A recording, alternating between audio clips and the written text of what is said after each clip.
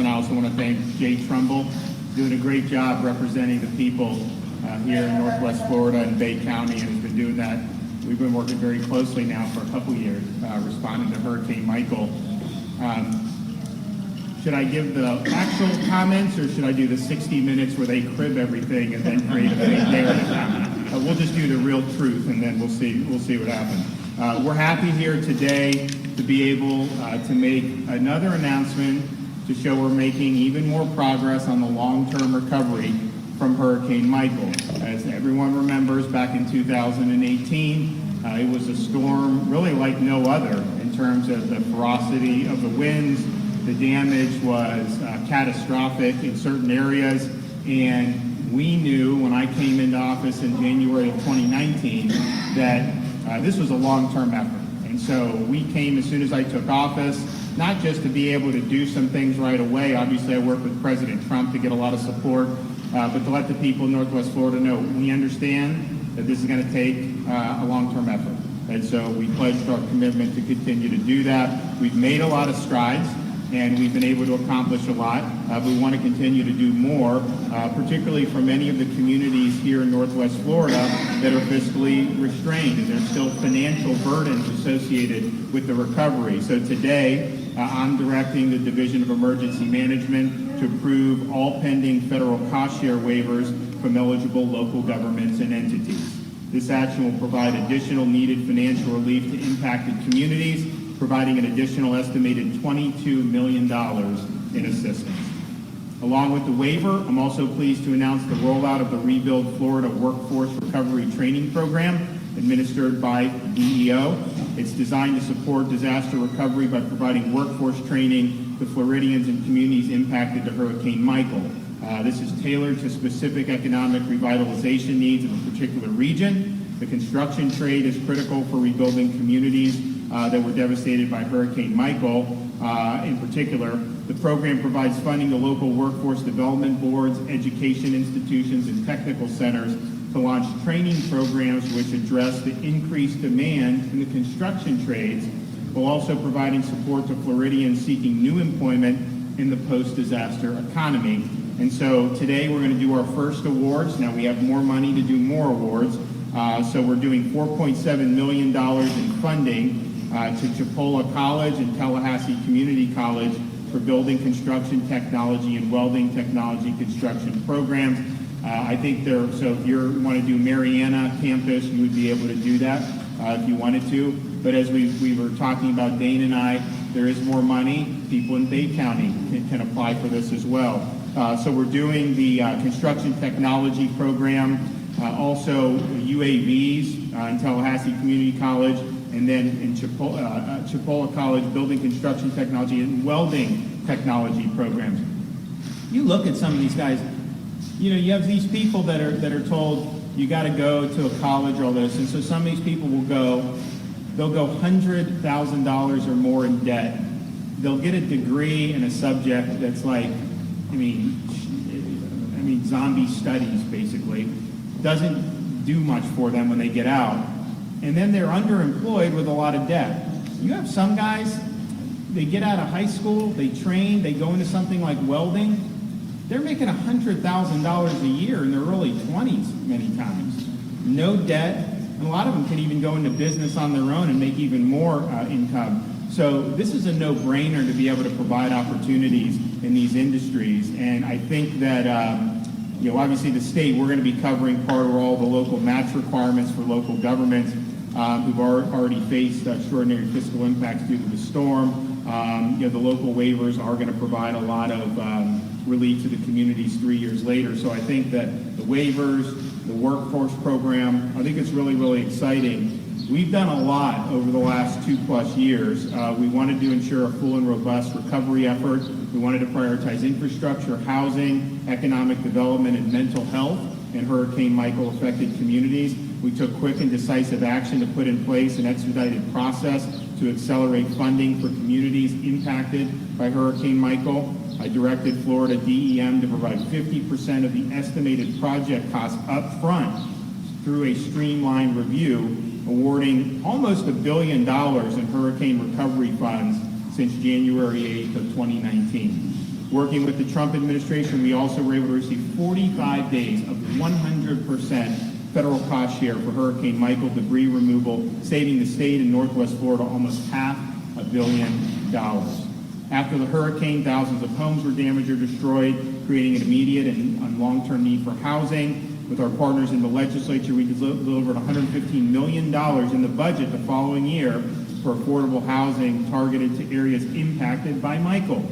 This includes $65 million for the Hurricane Housing Recovery Program and $50 million for the Rental Recovery Loan Program. Along with this, the Florida Housing Finance Corp dispersed $5 million to 10 counties affected by Michael as part of the SHIP program. To support economic recovery, we've distributed over $21 million through the Emergency Bridge Loan Program at the Department of Economic Opportunity in an effort to help our small businesses, as well as providing $5 million in rural infrastructure grants. Florida was also able to secure almost $20 million in federal funding through the National Dislocated Worker Grant and Disaster Unemployment Assistance Program to provide temporary employment and support cleanup missions to areas most affected.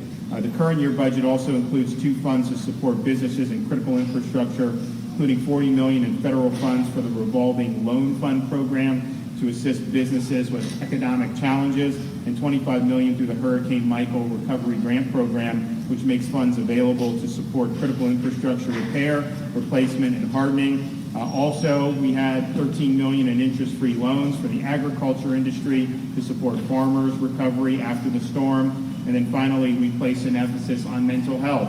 And my wife, Casey, was instrumental in championing the installation of telehealth portals in 63 public schools throughout 6 counties in Northwest Florida to provide mental health services to students still recovering from Hurricane Michael. So we've done a lot. Today means we're going to do more. I was talking to Jay. We've got all this federal money that you can use on infrastructure. So I told them, make sure you get your money's worth for Northwest Florida in terms of some of the infrastructure needs that we have here. So I know that he's going to be working on that in the legislature, and we're going to be happy to support a lot of those initiatives. And so I want to let both Dane and Jay come up and say a few words. Thank you, Governor, and thank you all for the opportunity today. The Governor invited me to lead the Department of Economic Opportunity last September, and I have been in the Panhandle more than anywhere else in the state since that time because of his focus on recovery from Hurricane Michael. He told me from day one, we get a lot of past due grants from HUD and from the feds, and he says, don't let this money sit in our state coffers. Get it out to the community. So I've been working closely with Representative Trumbull to find ways to make sure that we are helping this community recover. So at DEO, we have the Office of Long-Term Resiliency. FEMA comes in short-term, making sure you guys are up and on your feet, but we're really looking at how can we make sure the community is recovering from long-term efforts. So we look a lot at infrastructure and resiliency and those purposes, but we all know that recovery is not just buildings and infrastructure, it's the people too. So the grant that the governor's announcing today is quite phenomenal. $4.77 million that we can use for workforce development with Chipola College, with TCC in the counties around the Panhandle to make sure that the people that were displaced from Hurricane Michael and still might be struggling, we all know the timber industry was hit pretty hard as well as others, they can now at no cost go into these institutions, apply for this opportunity, and be able to get skills that will give back to them for a lifetime in construction, welding, as the governor mentioned, and many other opportunities. So we'll be working very closely with these institutions to get these up and running. The hope is that they're up by this coming fall. Stay tuned for information on how you can be found eligible. And also, we have other grants that are coming, so stay tuned on that. But one that is ongoing right now is the housing. So if you are an individual in this community that is still looking for repairs, still trying to make sure your home is up to speed, please go to rebuildflorida.gov so you can apply and we can help you. But we stand ready to assist.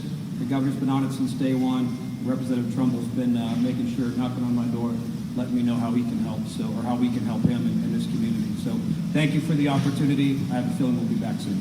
Appreciate it. Thank you, Damian. Thank you, Governor. Governor DeSantis has been by far the most friendly governor that the Panhandle has seen. And he is here consistently with great news. And today is one of those days.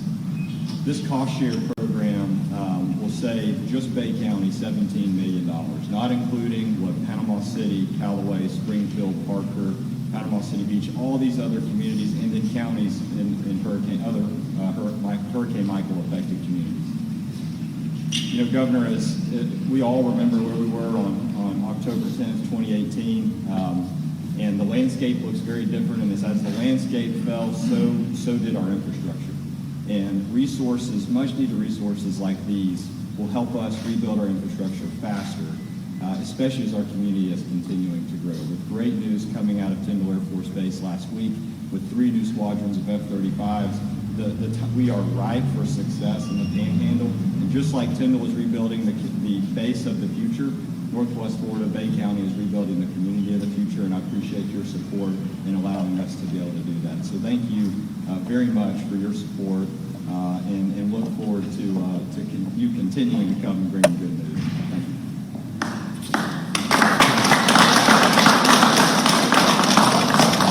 Now we just need these guys to do a good job over the next few weeks, make sure we're getting all our initiatives across the finish line during the legislative session. Look, I think that the Panhandle has done very well over the last year compared to many parts of the country. I mean, if you look at, in spite of the challenges in COVID, you have more people that want to come here. I was just talking to a great business lot yesterday about potentially moving one of the manufacturing plants to Bay County. People understand that this is a great place to be all across this coast. And if we were here a year ago, everyone was saying that Florida was it's going to be doom and gloom, massive problems.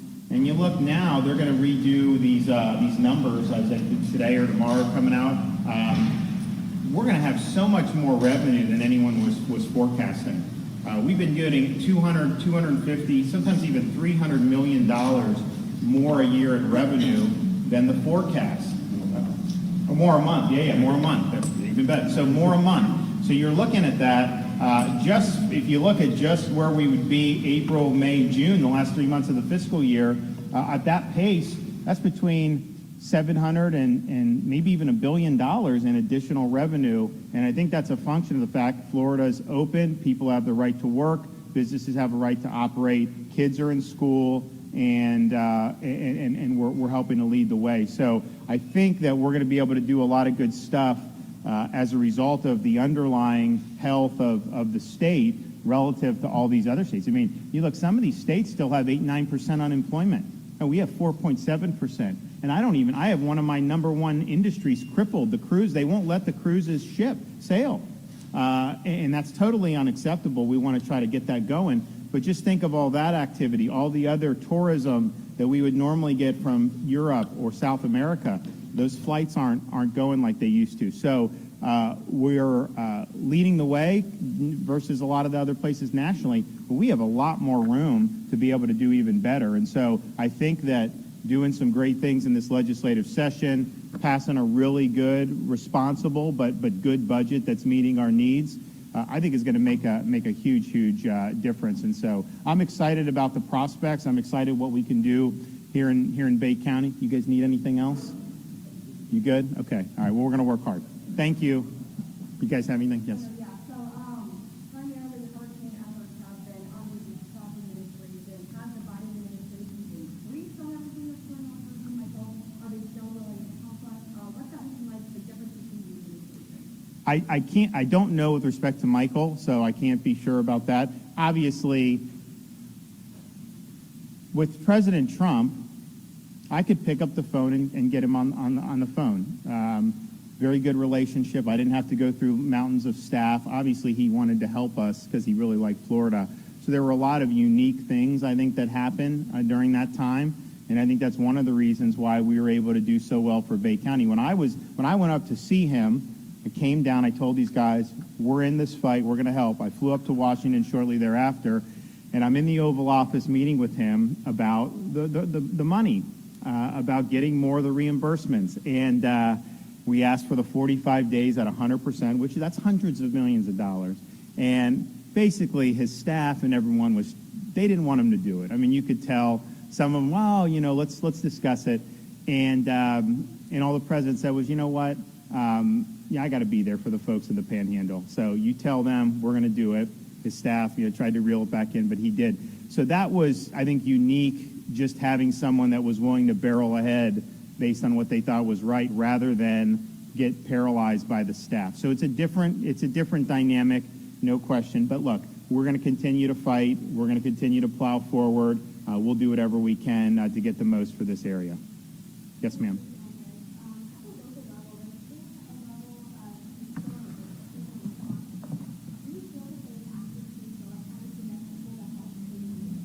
So I think there's a lot of great people that have helped us with FEMA. I do think there's still some processes. Look, it's a big bureaucracy, and to be fair to them, they have a lot of, the disasters continue to mount. We had a lot of disasters since Michael, 19 and 20, there were a lot of disasters too. But some of it is the bureaucracy, so we just try to, that's why when we came in, I told Jared Moskowitz, get the money out. So, he did the 50% up front. This was huge. That was hundreds of millions of dollars. We've ended up doing almost $1 billion. So at the state level, our view is if you're going to do this type of recovery, you're going to do this response, do it. You may make some mistakes along the way, but if you get paralyzed by bureaucracy, then you end up not doing it efficiently, so effectively. So that's been ours. That's what I told Dane. Dane oversees some of these long-term recovery. So like with Irma, it takes a long time to do some of this. I get it, but I said, Dane, get out what we can. So he's getting out. How much have you gotten out since you've been? About 330 million. 330 million. So from the state level, our view is the quicker you can do it, the better. Now, some of this stuff, we're going to be doing some of the long-term recovery here for years. Yeah. So that's just the nature of it. All right. Thanks, everybody. We'll see you soon. 15 minutes. What was put out that interview that you want? They cut out everything that showed that their narrative was a piece of horse manure. And it shows you how dishonest, these are smear merchants. That's why nobody trusts corporate media. They are a disaster in what they're doing. They knew what they were doing was a lie. I knew what they were doing was a lie. Everybody here knows what they were doing is a lie. They know that we know they're lying, and yet they continue to lie. And they lied, and they lied, and they lied. We offered them the information, and they declined to interview the key people because they didn't want to let go of the narrative. Well, guess what? There's going to be consequences for that. I know corporate media thinks that they can just run over people. You ain't running over this governor. I'm punching back, and I'm going to continue to do it until these smear merchants are held accountable. The fact of the matter is, Florida has vaccinated 3.5 million senior citizens. We were the first state in the country to put seniors first. The results of our efforts are that seniors are much less likely to be hospitalized for COVID than they were 6 months ago. So our efforts have worked, and particularly in Palm Beach County, we've done over 275,000 seniors just in that one county. That's 75% of all the seniors there. It's been a team effort. We've worked in a lot of different ways, but you can't lie. And you should have not run it. They were warned, and yet they plowed ahead anyways. And so we're going to be doing even more to expose more lies, because there's lies built upon lies on all this. For example, they're attacking Publix. You know it's New York corporate media. When you come to Florida and attack Publix, people maybe they like their dogs better than Publix, but not much. It's one of the most popular brands in the state. It would have been malpractice to cut Publix out of assisting, and I know we were able to expand retail sites in Bay. People were very happy, but what they're saying is a total crock that somehow only Publix was getting it. It is nonsense, and we told them it was that, and they cut it out.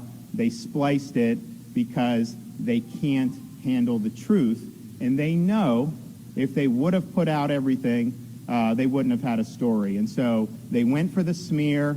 They've been caught red-handed. Now, see, all these corporate media people, they all scratch each other's back. So, a lot of them just are pretending it didn't happen. They're not going to really police their own, but we're going to have a lot of people that are going to police their own. But the message is for people out there, unless you're a partisan leftist, do not trust corporate media. You can't trust them. They're not trustworthy. They will lie. They will smear. and then they just move on to the next target and think that they're going to be able to get away with it. You ain't getting away with it here, okay? You come down to our state and you try to smear people, we're going to bite back and we're going to hold you accountable. So this is not over by any stretch of the imagination.